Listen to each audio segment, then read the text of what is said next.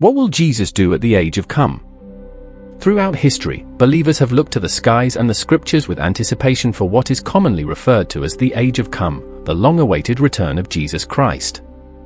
This event, rich with symbolic and prophetic significance, is not merely about divine reappearance, but about transformation of the world, of justice, and of the human soul.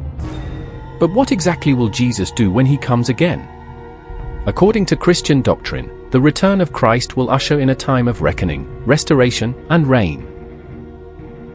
A time of reckoning. First and foremost, Jesus will come to judge. This is not the judgment of a cold magistrate, but of a righteous king who knows the heart of every soul. For we must all appear before the judgment seat of Christ. Paul writes in 2 Corinthians 5 verse 10, that each one may receive what is due for the things done while in the body, whether good or bad.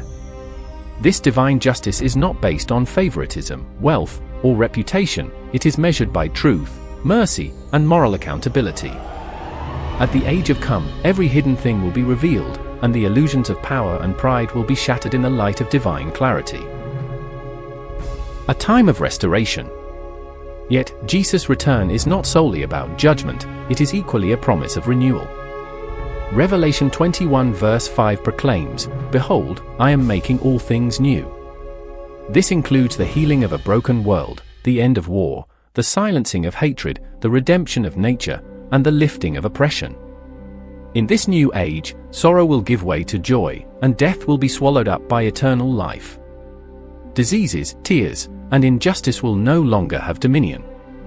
The very fabric of creation, groaning under the weight of sin, will be restored to its original harmony under the sovereign rule of Christ. A time of reign. Finally, the age of come is the beginning of the everlasting kingdom.